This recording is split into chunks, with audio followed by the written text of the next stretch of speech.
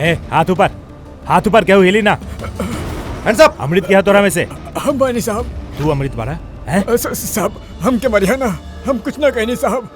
हम काम वर्षों पहले छोड़ देनी, हम कुछ भी ना कहनी।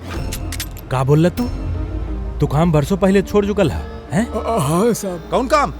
वो कट्टा बनावे वाला? हाँ साहब हम वर्षों पहले बंदूक बना के बेचत रहनी।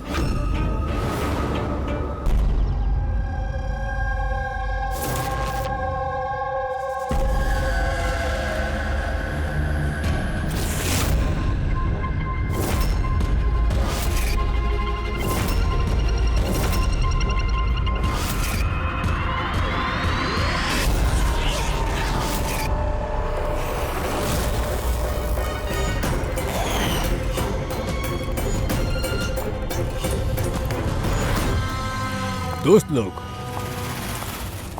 आज के शुभ अवसर पे भले ही चीफ गेस्ट हम बानी, बाकी हम सब जाने नहीं कि ये मुकाम तक पहुंचे खातिर खाली और खाली एक ही व्यक्ति जिम्मेदार रहा, और वो बानी डॉक्टर रेणु जी, सुनील जी के पत्नी रेणु जी। ये हॉस्पिटल के 10 साल पूरा होकर के शुभ अवसर पे हमके आमंत्रित करे खातिर जब रेणु जी फोन कैनी तो हम उनसे यही कहनी, ये चुनाव प्रचार तो होती रही, बाकी आज के शुभ अवसर पे इनके शुभकामना देवे खातिर हमके आवे के ही रहा और हम आ गए। हम डॉक्टर रेणु के विनती करब वो आके अपन हाथ से दिया जलावे, और हमने यह प्रार्थना करब कि रेणु जी और सुदीप जी ऐसे ही हमेशा लोगन के सेवा करते रहे और ये हॉस्पिटल के नाम यह तरह रोशन होकर रहे।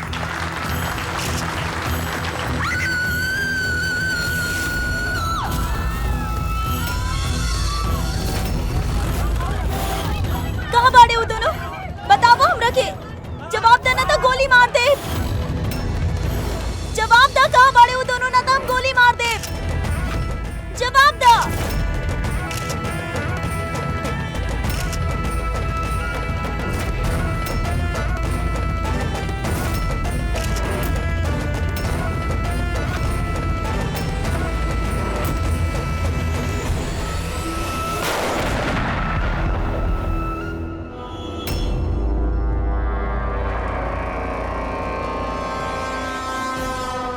सर आप ठीक बनी सर?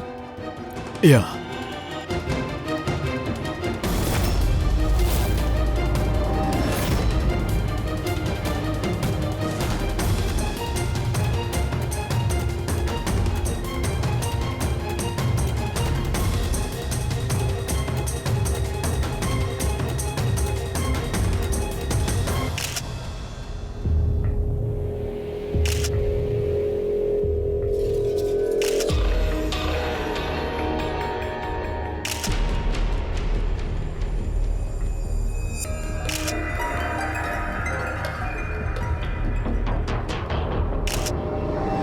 आपके मतलब बा कि औरत आपके तरफ गन पॉइंट करके रख ले रहल और जैसे ही ट्रिगर दबाइलस गन ब्लास्ट हो गई और मर गई। यह बाना कहे के मतलब? हम यह तो कहता नहीं। गन ब्लास्ट भइल कैसे? और सवाल ये बा कि ये आपके काहे मारल चाहत रहे? आप जाने नहीं औरत के? ना हम कहनी ना, हमके ना पता ये औरत के रहे और ये हमके काहे मारे चाहती है। समझ में नहीं ख्याल सर, ये आयल रहल मंत्री जी के मारे खातिर और हाँ जौन भी है, बाकी हमार जान बच गई। मिनिस्टर के मारे आयल रहे, जैसा ही ट्रिगर दबैलस हाथ में ही ब्लास्ट हो गई। यही खातिर देखा एक करी हाथ और चेहरा पूरा तरीके से जल गए। देसी कट्टा, हैंडमेड। सरी कट्टा ऐसे ब्लास्ट तो ना हो गया। हाँ कबो कबो फायर वगैरह मिस हो जाला, बाकी ऐसे ब्लास्ट हो जाए। एक मिनट सर, यहाँ मीडियन वालन में वो एगो लड़का बा, वो यहाँ कुछ रिकॉर्ड कैले बा एकरा में। ये देखिए। कहाँ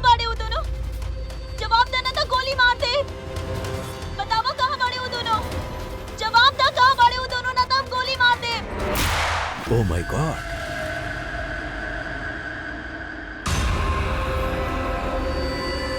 कौन दोनों के बात कर रहल बड़ी?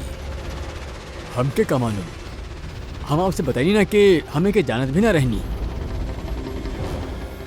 अब हमके पता बा ई कौन लोगन के बात करत रहे। ये औरत पिछला 2 महीना से हमने के परेशान करत रहल, आए दिन यहाँ पर आके तमाशा कर देत रहल बिना कोनो बात के। कहाँ बाड़ी तुहारू नर्स? कहाँ बाड़ी हूँ जेकर माथा पर यहाँ पर मस्सा बा? बतावा हमकी कहाँ बाड़ी हूँ? और तुहारू डॉक्टर आनंद, पूछो ओकरा से, पूछो हम यहाँ एडमिट भइल रहनी कि ना 20 मार्च के। मैम आप दोबारा यहाँ पे कहा तमाशा करत आनी? देखिए हमने आपसे पहले भी कह चुकल बानी कि यहाँ पर ऐसा कोनो नर्स काम ना करेले और ना ही कोनो डॉक्टर आनंद यहाँ पर काम करेले। आपकी डिलीवरी यहाँ पर ना भइल रहे, हम कितना बार समझाएं आपके? तू समझेबा हमरा के? हाँ, तू समझेबा हमके? यहाँ पर हमार पति 5 लाख रुपया जमा कैले कि हम यहाँ अस्पताल में एडमिट हो सकी, और तू लोग हमसे हमार बच्चा ही चुरा लेला और मरल बच्चा के हमरा के दिखा के बोलेला कि सॉरी। प्लीज छोड़िए आप हमरा के। Sorry क्या करत बोलेला? आनी? छोड़िए आप, प्लीज छोड़िए। हमके तो वही दिन शक हो गए रहे जब तोहार डॉक्टर आनंद हमरा के खाली विंग पे लेटा देले और हमरा से कहले कि हॉस्पिटल के नया विंग बा। बतावा हमार बच्चा कहाँ बा? अरे कहाँ बा हमार आप प्लीज बच्चा? हमके छोड़िए। चाहिए। सिस्टर मतलब दया, ये औरत मंत्री जी के ना डॉक्टर सुदीप और ई लोगन के मारे चाहत रहली, काहे कि एके लागत रहल कि ई लोग एकर बच्चा चुरा ले। सर हमने ये समझाओ कि बहुत कोशिश करनी, हमने रिकॉर्ड दिखाई, नर्स लोगन से बात करवाई, डॉक्टर से मिलवाई, बाकी वो माने खातिर तैयार ही ना रहे। कौनो तो वजह होखी जे वो ऐसन बोलत रहल। मालूम ना सर वो औरत और ओकर पति ई हॉस्पिटल में कबो आयल ही ना। अगर वो औरत ई हॉस्पिटल में एडमिट रहत तो 5 लाख के खर्चा होती नहीं के सर। हमने के हॉस्पिटल में सब चार्जेस बहुत रीजनेबल बा, मिनिमम बा सबके खातिर। ये हॉस्पिटल में ये नया विंग कहाँ बा? ऐसन कोनो विंग बा ही ना। पिछला 10 साल से इहे एगो बिल्डिंग बा। कमाल है, इतना सब गलत फहमी कैसे हो सकेले केहू के? हम इनका से कई बार कहले रहनी जाके पुलिस स्टेशन में कंप्लेन लिखवा दा, बाकी ये कहले कि रहे दा। का पता रहल कि औरत इतना बड़ बखेड़ा खड़ा करी। अगर ये औरत यहाँ पे खाली अपन बच्चा खातिर आयल रहे तो फिर वो दोनों कहाँ बाड़े? काहे पूछत रहे? ये दूसर का के है? का फर्क पड़ेगा? अच्छा बना ये कोनो पॉलिटिकल कॉन्स्पिरेशन नहीं खे, आप लोगों के काम आसान हो गई। काम आसान नहीं खे भैल मंत्री जी, काम अब मुश्किल हो गई बा।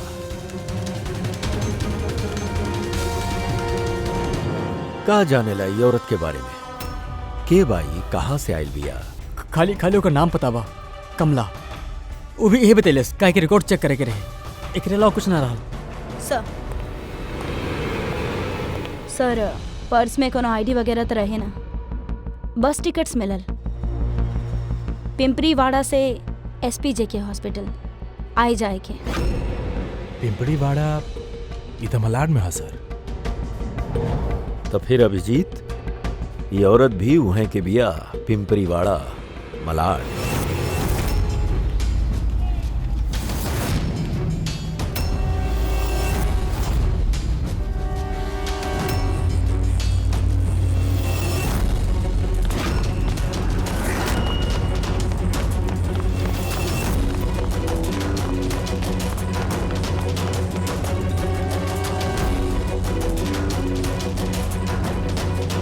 के बाड़ा तू लोग?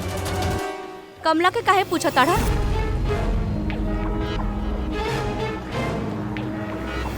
ओकर बती जैसन ओकरा के भी गायब करे के बा का? गायब का मतलब? मतलब हम बतावता नहीं तो के। छोटू जा कुछ लोगन के बुला के लेके आवा। सुना ए पकिया, राजू, सब लोग जल्दी आवा। हम पुलिस के फोन करब और तू दोनों के है ना? पुलिस के बुलावे की जरूरत नहीं है, हम लोग सीआईडी से बनी। हम लोग कमला और ओकर बच्चा के बारे में पता करे आयल बनी। ओकर बच्चा गायब बना। गायब? सर कमला के बेटा गायब ना भइल रहे। अरे वो बदनसीब के तो मरल बच्चा पैदा भइल रहे। का? कमला बतैलस ना तू लोगन के? ना आप अभी कहत रहनी कि ओकर पति गायब बा, तब का गायब बा? बहुत ही खराब नसीबा साहब कमला के। वो बाकी कमला कहाँ बिया? तू लोग ओकरा के जेल में तो ना डाल देला? अरे बोला ना। कमला मर चुकल भी। कहा? मैम संभालिए अपना आपके। भाई कमला के हाथ में गन नहीं खे रहा, गोली से ना मरल बिया ओकर हाथ में बम रहल, बम। बॉम्ब? हाँ का बात कर रहल बानी डॉक्टर साहब? ई गन चलेले भी अपन हाथ से? ना, हम समझावता नहीं। देखा का हा अभिजीत, ई जौन देसी कट्टा तमंचा वगैरह होखेला ना, ई सब एक जैसे न बनल होखेला, काहे कि आदमी के हाथ से बनावल जाले, है ना। ई बिना उ ग्रूव और स्प्रिंग मैकेनिज्म के ही बना दिहल जाले। बनावे वाला के खाली एके मकसद होखेला कि कोनो तरीका से गोली बैरल से बाहर निकले और सामने वाला के लग जाए, बस। बाकी कईयों बार एकर उलट हो जाला, ई तमंचा हाथ में ही फट जाला, दिवाली के पटाखा जैसा। करेक्ट। हाँ तब यह भइल बा ना एकरे साथ? देखा देखा, हम बतावता नहीं। ई जे देसी कट्टा है ना, ई दरअसल बनावल ही गईल है फटे खातिर, एक तरीका के बम रहली। हम बतावत है, ई देखा एकरा के, ई बैरल के तनी गौर से देखा ई बैरल के कोनो तरीका से आगे से लोहा के टुकड़ा से वेल्ड करके सील कर दियल गईल है, बस। ई देखा, देख रहल बड़ा। हम समझावत नहीं तरह के अच्छा तरीका से भइल कैसे ही। यहाँ देखा कमला ट्रिगर दबाइलस, गोली निकलल, काहे कि बैरल आगे से ब्लॉक रहल, यही से गोली वापस पीछे रिबाउंड हो गई। गोली पीछे आई, सेल के बारूद से टकराइल और गन ब्लास्ट हो गई। एग्जैक्टली इसने भइल होके। और देखा ई गन के ई टुकड़ा ई मिलल एकरा शरीर में से। इतना लंबा प्लानिंग एगो औरत के मारे खातिर? एगो दोसर बात भी पता चलल अभिजीत, उई कि कट्टा के ई ट्रिगर ऐसे डिजाइन कइल गल रहे कि एमे तनी सा भी प्रेशर पड़े तो गोली फायर हो जाए। ऐसे कमला अगर गोली ना भी चलती और ये ट्रिगर के तनी सा टच भी कर देती तो टच के प्रेशर से ये कट्टा ब्लास्ट हो जाए, जैसन कि भइल। माय गॉड! त कमला वहां गइल रहे के हुआ और के मारे खातिर, और वो बेचारी के पता भी ना रहल कि अपन मौत के सामान वो अपने हाथ में लेके घूम रहल बिया। चला अब पता करे के होगी कि कट्टा कमला के मिलल कि दहलस के।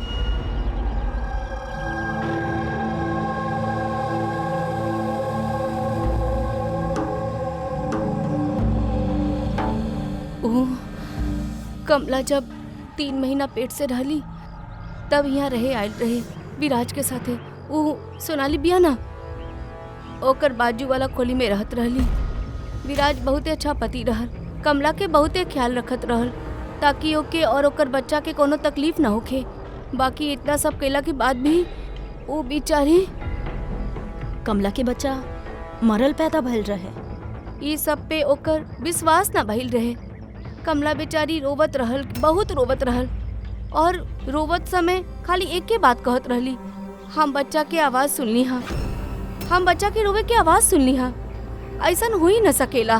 वो माने के तैयार ही नहीं खे रहली। वो मरल बच्चा के जन्म देहलस और मान में लेत कैसे माँ जे रहली। अब बात कैले रहनी कमला से? नहीं खे। वो दिन के बाद दोनों कमला और विराज बस्ती में दिखले ही नहीं खे। बस पकड़ के हॉस्पिटल और हॉस्पिटल से बस्ती चक्कर ही काटत रहले। वो सोनाली कहाँ बिया? शायद ओकरा के कुछ पता हो। वो अपन मैके गइल बिया माँ के पास। एक मिनट, ई कमला के पति विराज वो कहाँ बाबी? अंकल हमरा के मालूम बा। अंकल अंकल बॉल दी।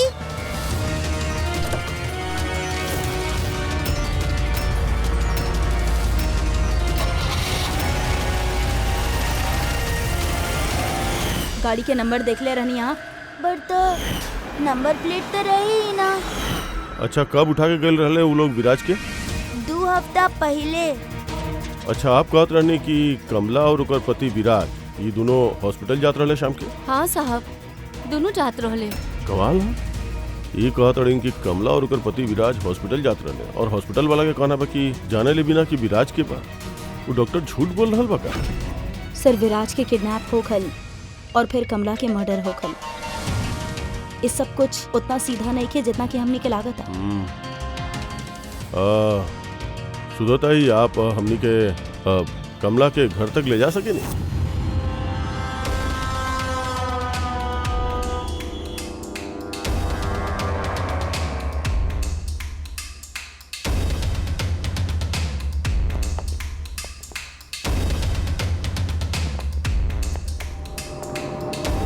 का लागत रहल तोड़ा के बच के निकल जाए हमसे हैं?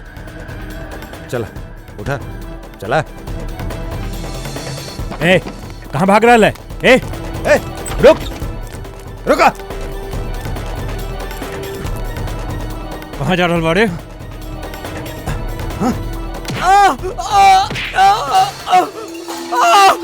कहीं लागल तो नहीं के? हम ठीक बानी साहब। साहब बोली साहब, आपको क्या जानकारी कि चाहिए? कोनो देसी कट्टा बनावे वाला के जाने ला? पिपड़ी वाला या ओकरे आसपास? हाँ साहब, एक आदमी हा जौन पहले कट्टा बनावत रहे। बाकी पता ना सर अब बनावेला के ना, कहा कि काफी टाइम हो गइल बा। बाकी अभी भी सर रहेला ओहिजा ही सर। अमृत भाई नाम बा ओकर सर। अमृत भाई जी। एड्रेस मालूम है ओकर? हाँ सर, पिंपरी वाड़ा के दूसरी गली में तीसरा नंबर गाला होकर पब्लिक टॉयलेट के सामने से।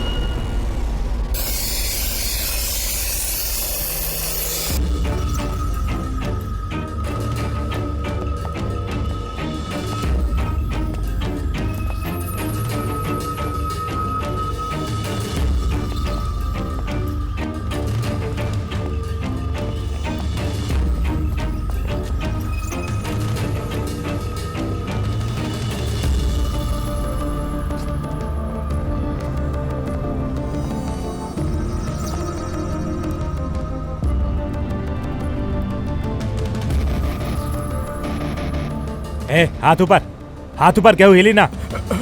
Hands up. अमृत क्या तोरा में से? हम बानी साहब। तू अमृत बाड़ा है? साहब हम के मरिया ना, हम कुछ ना कहनी साहब। हम काम वर्षों पहले छोड़ देनी, हम कुछ भी ना कहनी। का बोल तू काम बरसों पहले छोड़ चुकल है? हाँ साहब। कौन काम? वो कट्टा बनावे वाला? हाँ साहब। साहब हम वर्षों पहले बंदूक बना के बेचत रहनी। बाकी एक बार दंगा में जब हमार बच्चा मारल गए तो समझ में आयल के हमार बनावल बंदूक से न जाने कितना मासूम मारल गए होके। तब से उस सब काम छोड़ देनी साहब। सच बोल रहा है? अपन बच्चन के कसम खा के कहा तानी साहब। तई ये औरत आयल रही यहाँ पे?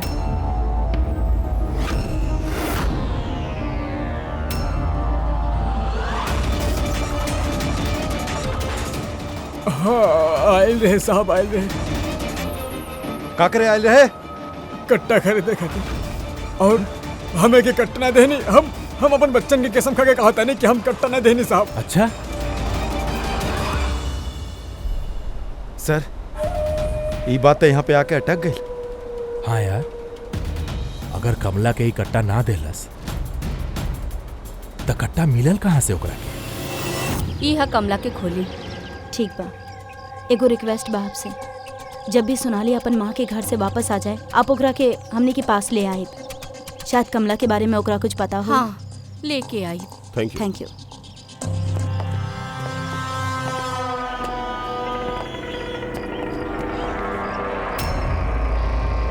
ताला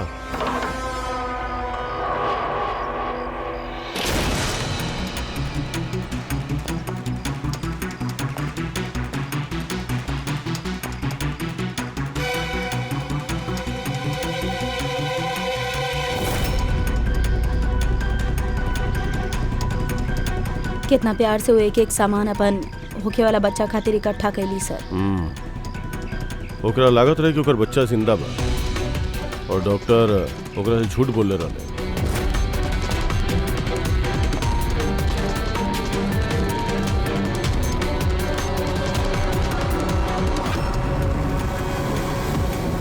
मार्च कैलेंडर मार्च महीना में रुकल बा। लगता 2 महीना से केहू आई नहीं खे यहाँ पे कैलेंडर पलटे खातिर। मार्च 30 तारीख। खुद भी अगर हमके ठीक से याद बता, कमला के डिलीवरी डेट मार्च 20 रहे ना? सर ये देखिए। हाँ?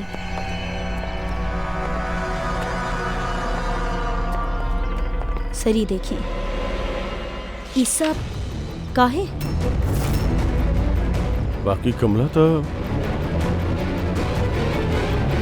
एकर मतलब हमनी के जे कुछ भी सोचत रहनी सब गलत रहे। स्पोर्ट्स कॉम्प्लेक्स के इनॉग्रेशन खातिर पहुंचले मिनिस्टर मुकेश आपन बेटी के साथ आपन पार्टी में जोश फूकत मिनिस्टर मुकेश। सर अब तक हमने के लागत रहे कि कमला डॉक्टर सुदीप के मारे चाहत रहे, काहे कि ओकरा के लागल कि डॉक्टर सुदीप ओकर बच्चा चुरेले बाड़े और ओकरा से झूठ कहले कि ओकर मरल बच्चा पैदा भइल बा। बाकी सर ये फाइल तो पूरा केस पलट के रख दिला। हमनी सोचत रहनी कमला डॉक्टर सुदीप के मारे चाहत रहा, जबकि कमला मारे चाहत रहली मिनिस्टर मुकेश के।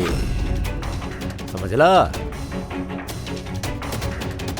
मतलब सर ये कमला के बच्चा एसपीजे के हॉस्पिटल और मिनिस्टर मुकेश, इनकर आपस में कोनो न कोनो कनेक्शन बा। तब तो ये पहले पता करे के पड़ी कि सर कमला के डिलीवरी कौन हॉस्पिटल में भइल रहे और बच्चा जिंदा भी बा कि ना। और कमला एक्चुअली मारे केकरा के चाहत रहे, डॉक्टर के कि मिनिस्टर के। और फिर ई भी कि कमला के कौन उ गन देहलस, उ कट्टा। सर उ हमार खबरी लागल बाड़े पता लगावे में कि कमला के उ कट्टा के देले रहा। सर एगो और चीज पता करे के हा सर, ई कमला के पति विराज के किडनैप के कैलास।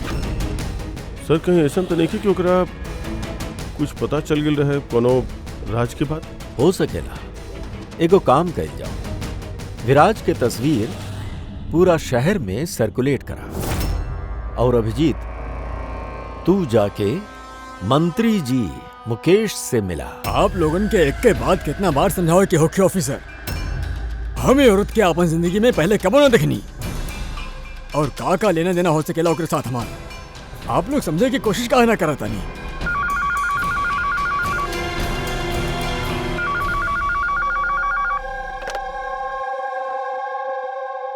हाँ ओकर पीसीओ के अपॉइंटमेंट बना ना कल ना आज आवतानी, तैयार होके आवतानी।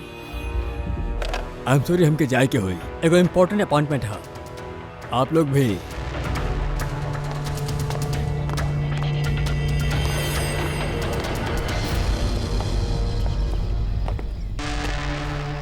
पीसीवी, ये पीसीवी ये बोलत रहे फोन पे मिनिस्टर साहब। हाँ सर, वो उनके पार्टी के कुछ होके पॉलिटिकल चाहे पता ना कन्वेंशन। हमने पढ़ले बानी पीसीवी। पीसीवी ये न्यूमोकोकल कंजकेट वैक्सीन, न्यूबॉर्न बेबी के ही वैक्सीन दिहल जाले। न्यूबॉर्न बेबी मतलब मंत्री के बेटी भाई? ना ना, मंत्री जी के नहीं के, मंत्री जी के बेटी के। हम हाल ही में पढ़ले रहनी उनकर बेटी के डिलीवरी भइला। चली डैडी। चला बेटा, आप लोग अभी तक गए नहीं? नहीं के सर, जाती रहनी बेबी से मिले खातिर रुक गई। एकरा ही वैक्सीन दिलवावे जाता नहीं ना आप। सर पोता है कि पोती? सर इहो भी एसपीजे हॉस्पिटल में पैदा भइल रहे ना? ऑफ कोर्स पंकज, का बात कर बाड़ा? तबे तो मंत्री जी गए रहे अस्पताल के फंक्शन में, है ना सर? हाँ तो कुछ ना सर, ऐसे ही। सर एकर बर्थडे कब है?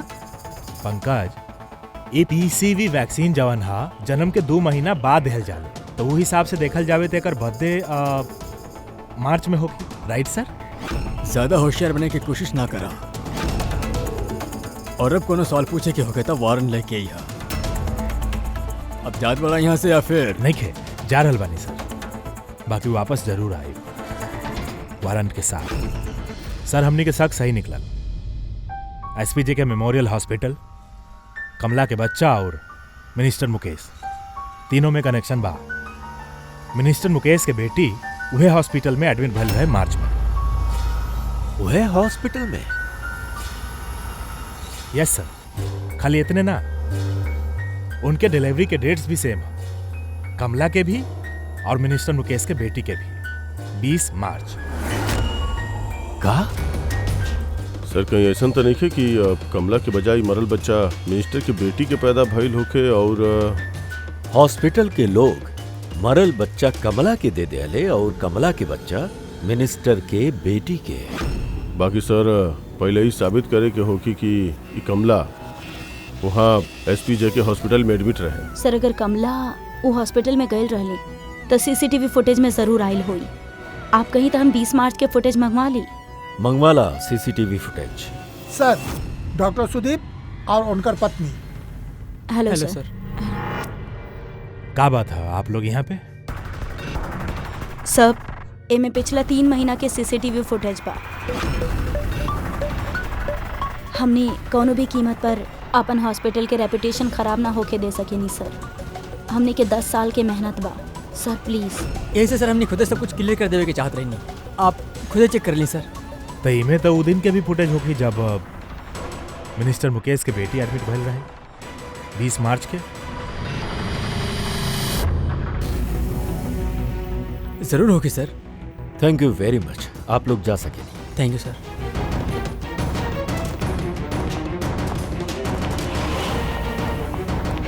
अगर ये लोग कुछ कले नहीं खन सर तब हमने कई फुटेज देवे खातिर इतना उतावला काहे रहले? हाँ सर, बार बार कहत रहले फुटेज चेक कर ली, फुटेज चेक कर ली। हाँ, फुटेज तो हमने देखल ही जाई। फ्रेडी, ये फुटेज के एक एक फ्रेम चेक करा, एक एक फ्रेम। जी सर। पूर्वी, न्यूज़पेपर में जितना भी आर्टिकल बाना अच्छा तरह से चेक करा। देखा कुछ न कुछ तो जरूर छिपल बाओ में, ना तो कमला ये आर्टिकल इतना संभाल के न रखती।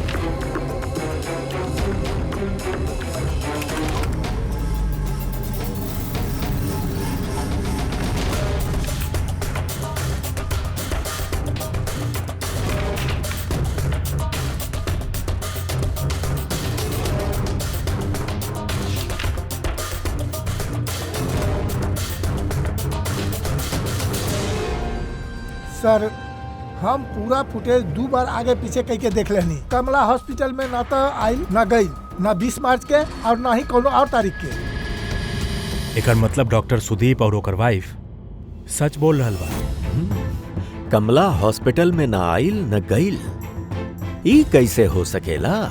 ई कैसे हो सकेला? सर 20 मार्च के हॉस्पिटल में अब प्रेग्नेंट औरत 2 गो प्रेग्नेंट औरत आई रही, एक ही और दूसर का ई मिनिस्टर के बेटी। ई कहीं फुटेज के संगे छेड़खानी त न कैलस के हो? नहीं के सर, फुटेज एकदम ओरिजिनल है, कंटिन्यूअस। बाकी ही तब लॉबी और कॉरिडोर के फुटेज है। कहीं ऐसा त ना कि कमला के कोनो और रास्ता से हॉस्पिटल के अंदर लाई गई हो सकेला, यही से वो दोनों खोजत रहले ई फुटेज देवे खातिर। ई मिनिस्टर के बेटी कंबल ओढ़ के काहे आयल बिया, और वह इतना गर्मी के सीजन में? सच छुपावे खातिर सर।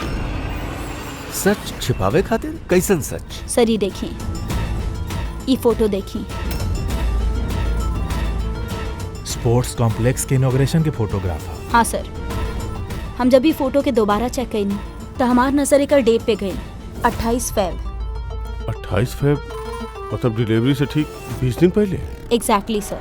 सर मिनिस्टर के बेटी के पता ना रहल कि फोटो लिहल जा रहल बा और ये सच सामने आ गई। हाँ, खुला दिख रहा बा। मिनिस्टर के बेटी के पेट तो एकदम फ्लैट बा, प्रेग्नेंट होइए ना सकेली। हाँ सर, 8वां महीना में इतना फ्लैट स्टमक होखल इम्पॉसिबल बा।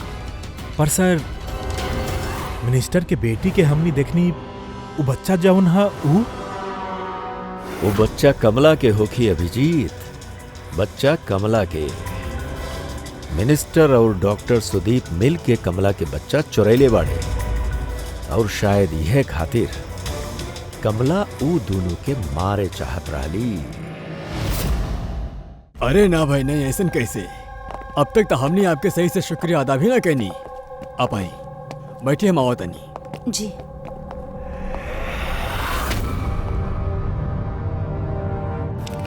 आप फिर से? सर आप वारंट मांग ले रहनी ना सर, इली। एगो बात बताई मिनिस्टर साहब, जब आपके बेटी मार्च महीना में प्रेग्नेंट रहल ही नहीं की, तब 20 मार्च के वो डिलीवरी कैसे कैलस? डॉक्टर साहब आप लोगन के तो अवार्ड मिले के चाहिए।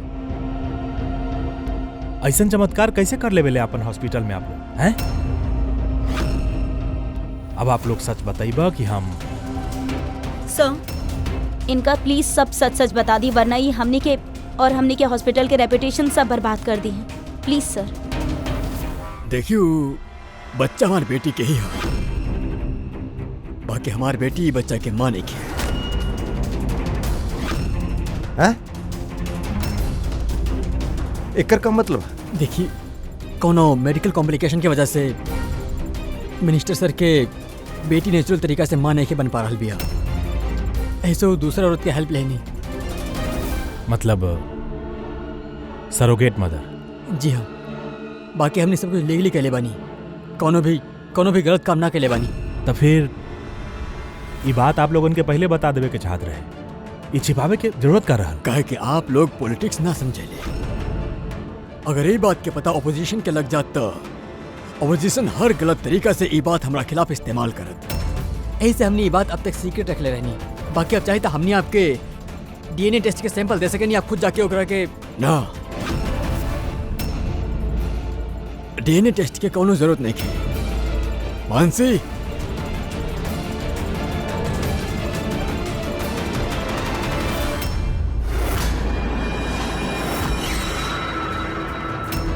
सर यह सरोगेट मदर बानी जे मिनिस्टर साहब के बेटी के बच्चा के जन्म देनी, और हम अब तक एकर पूरा ख्याल रखेनी, एकर हर जरूरत पूरा करेनी। आप लोगन की जोन पूछे कि आप एकरा से पूछ ले। देखिए सर, कमला और ओकर बच्चा के हमने से कोनो मतलब नहीं किया।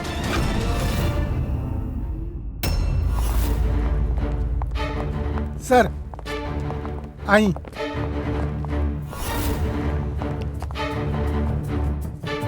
सुलवा जी, आप यहाँ? आप कहले रहनी ना सोनाली जब भी आए ओके यहाँ लेके आई, ये बिया सोनाली। आप बता सके नहीं कि कमला के वो गन के दे ले रहे?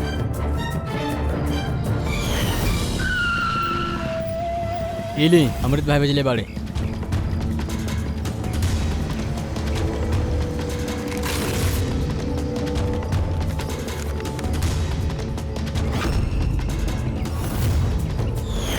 हमरा के तो बहुत डर लागत रहे साहब। हम कहनी कमला से कि गुस्सा में आके तू कुछ उल्टा सुल्टा मत करिहा, और वो भी कहली कि हम ऐसा कुछो ना करब। ई गन तो खाली उनका डरावे खातिर बा बस। हमरा के तो बहुत डर लागल साहब, फिर भी।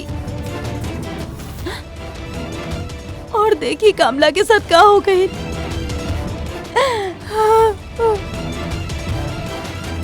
संभालिए अपना आप।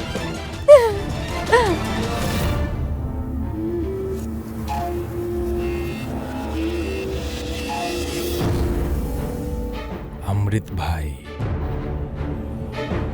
तो झूठ बोलला हमरा से। साहब हम सच कहता नहीं, हम कुछ भी न कहने वाली साहब। एकदम चुप।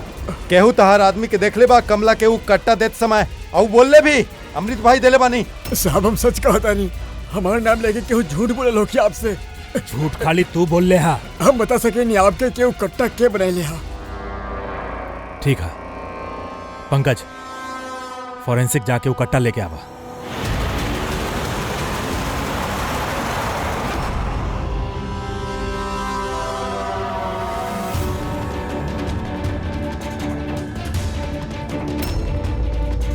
का सुंग रहल बड़ा? साहब कट्टा बनाने वाला कारीगर के तेल के आपन पसंद होखेले। उ जौन बंदूक में लगावेले केहू राई के तेल लगावेला त केहू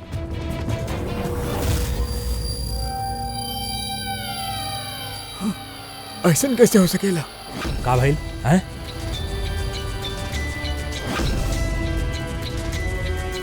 अरे का भाई बोलना। साहब ई त हमार बनावल कट्टा हैं? साहब, लेकिन हमारे यकीन करी, हम औरत के कट्टा ना देले रहनी। हम एक कट्टा के दूसरे कट्टा के साथ कपड़ा से बांध के अलमारी में रख देले रहनी। और साहब, और हम अलमारी में ताला भी लगा देले रहनी साहब। तई कट्टा ताला तोड़ के अपने आप बाहर आ गए। ये तो समझ में नहीं आ रहा बा साहब। तू ना दहला था के दहलास हैं?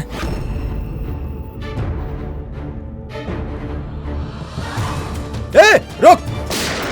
तू साहब गोली मत मारिया साहब। चल साहब हमके ना मारिया साहब। तू बाड़े हो हैं? सर हमरा के माफ कर दी। हमरा के केहू पैसा दे ले रहे बंदूक नली जाम करे खातिर साहब। का पैसा के देले रहले? सर ये आप लोग हमरा से पूछ रहल बानी। का मतलब साहब आप लोग इतना ऊपर पोस्टर पूरा शहर में लगेले बानी। पोस्टर हमनी क्या कर? विराज के वह कहता पोस्टर पूरा शहर में लागल है साहब। साहब वो हमरा से कहले रहे कि कट्टा हाथ में फट जाए के चाहिए। मतलब इस सब के पीछे ही विराज के ही हाथ है। हाँ अभिजीत, ई वह जरूर। सर ये हमार पति बा, हमार पति बा, हमार पति बा, अरे हमार पति बा, हमार पति बा, हमार पति बा, अरे सर ये हमार पति बा। एक मिनट का हो रहा भाई? सर ये रजनीश बा, हमार पति। ना सर, ये झूठ बोल रहा बिया, तू चुप करा। ये हमार पति बा, हमार पति के तू अपना पति कैसे कह सकेलू? सर 5 साल हो गए हमनी के शादी के। झूठी कहीं के सबके सब। सर ये दोनों के दोनों झूठ बोल रहल बाड़े। तोहर हिम्मत कैसे भइल हमार पति के अपन पति कही गए? ये हमार पति अनुज बाड़े। और हाँ तो लोग ज्यादा बोलू ना तो हम तो नहीं के छोड़ब ना। सीरियसली का कर लेबू तो? एक तो हमार पति के अपन पति कह रहल बाड़ू, ऊपर से हमार पति आई। ए वो हमार पति बाड़े, हम करी ना। अरे हमार पति बाड़े। चुप। सीआईडी ब्यूरो बा, तोनी लोगन के घर ना।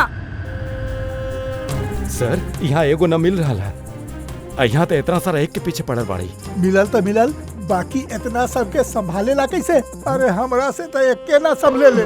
17 औरत बाड़ी सर। इस सबके पति के नाम अलग अलग बा, बाकी आदमी एक गो बा। ये विराज। Clear story. शादी, प्रेगनेंसी, मरल बच्चा होखल और फिर गायब। और ये विराज के पत्नी बेचारी कमला न जाने अपन बच्चा खातिर कैसे कैसे ना लड़लू। ओके का पता ओकर पति ही विराज ही ये पूरा रैकेट में शामिल बा। बाकी सर ये रैकेट का है? न्यू बॉर्न बेबीज के ट्रैफिकिंग, नवजात बालकन के ट्रैफिकिंग, फ्रेडी नया नया बच्चा जन्मल उनके बेचल जाला, खरीदल जाला ऊ लोगन के जेकरा के बच्चा ना होखेला, ऊंचा दाम। ये सारा गेम विराज अकेला तो ना कर सकेला सर। केहू तो एकरे ऊपर बा जवन ई सारा खेल खेल रहा बा।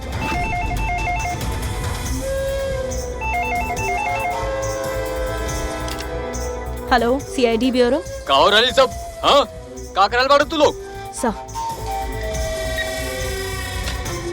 बोला। पूरा शहर में हमार जीजा के फोटो का छपौले बाड़े। वो कोनो चोर नहीं खे। का कहले बानी हमार जीजा जी? ये विराज तोहार जीजा बा? और न तका विराज नाम नहीं उनकर नाम बा अभिषेक। कहाँ बाड़े वो अभी? बच्चा होके वाला बा हमार बहन के आजकल में। तब बहन के साथ में ही हुई है ना। तो फिर तोहार बहन और तोहार जीजा बाड़े कहाँ यह बखत? नासिक में। और कहाँ रही हैं? नासिक।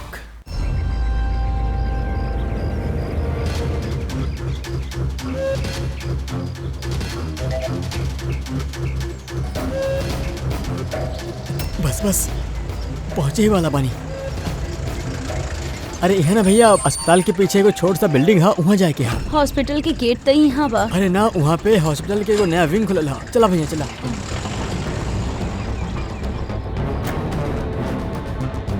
संभाल के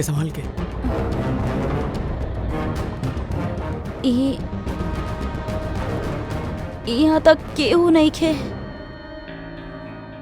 इतना इतना अंधेरा का है भाई यहाँ? आराम से।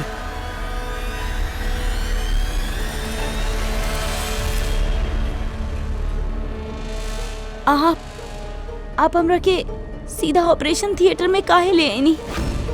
अरे डॉक्टर पहचान के बारे, तू घबरावा ना। बतावा हमके कहाँ बाऊ? तोहारू डॉक्टर आनंद कहाँ बाड़ी? तोहारू नर्स जेकर माथा पर यहाँ पर मस्सा बा? हेलो, हम डॉक्टर आनंद। अब यहाँ इतना अंधेरा का है बा और केहू बा भी ना यहाँ? एक्चुअली नया विंग है, अब यहाँ के काम चल रहा बा।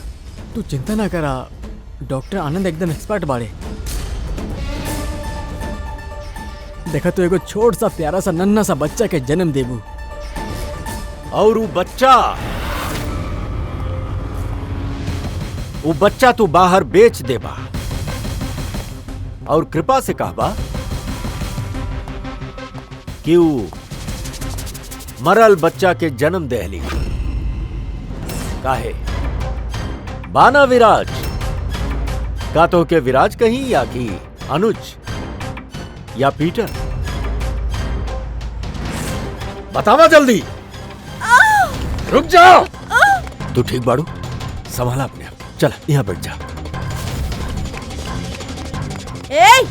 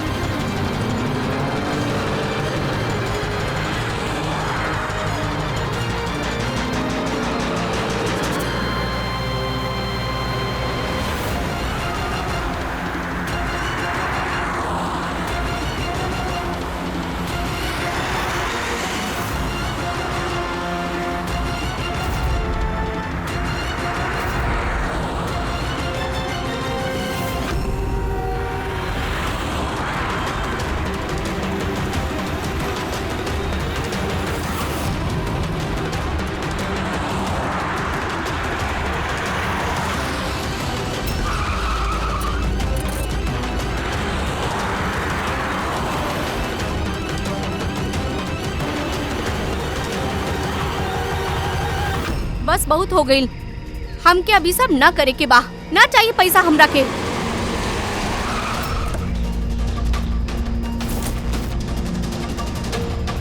और न तखा, अगर पुलिस हमनी के पकड़ ले तो जिंदगी भर हमनी के जेल में सड़े के पड़ा। बेवकूफ लोग,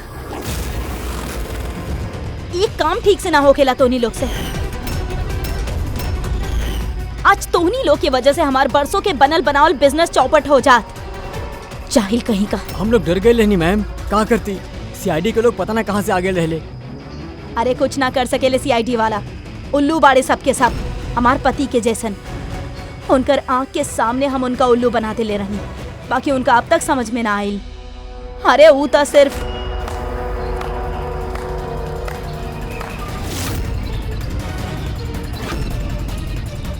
तेनू तू ये सब कहलू? अरे रे, कहाँ भाग रहल बाड़ू? बस बस बस, चला चला।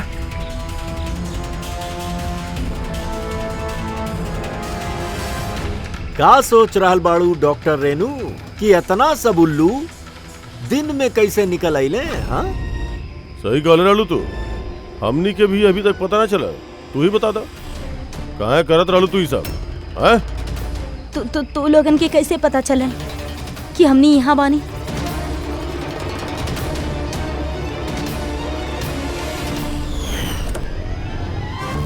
अरे पंकज, बाहर आ जा यार, हम तोरा डिक्की से निकाला भूल गए।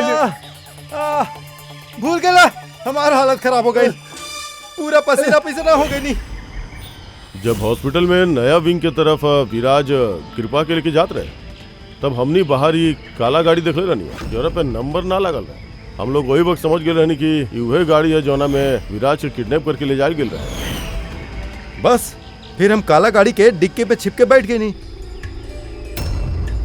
और अपन लोकेशन अपन टीम के भेजत रहनी।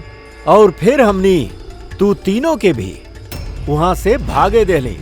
पता रहे हमनी के कि भाग भाग के कहाँ जाइबा। वही के पास जाइबा ना जौन ई सब के पीछे बा। काहे कहलू तू ई सब? पैसा खातिर। पैसा के खातिर रेनू? काहे? तोहरा वजह से, तोहार बेकार के उसूल के वजह से हमके अमीर बने के रहल, पैसा कमाई के रहल। सोच ले रहनी कि हॉस्पिटल के जरिए अपन सपना पूरा करब, बाकी तू बेवकूफी करके अच्छा खासा प्राइवेट हॉस्पिटल के सरकारी हॉस्पिटल बना देले रहल। इतना सस्ता में ट्रीटमेंट करत रहला लोगन के। ई का कहलू तू रेनू?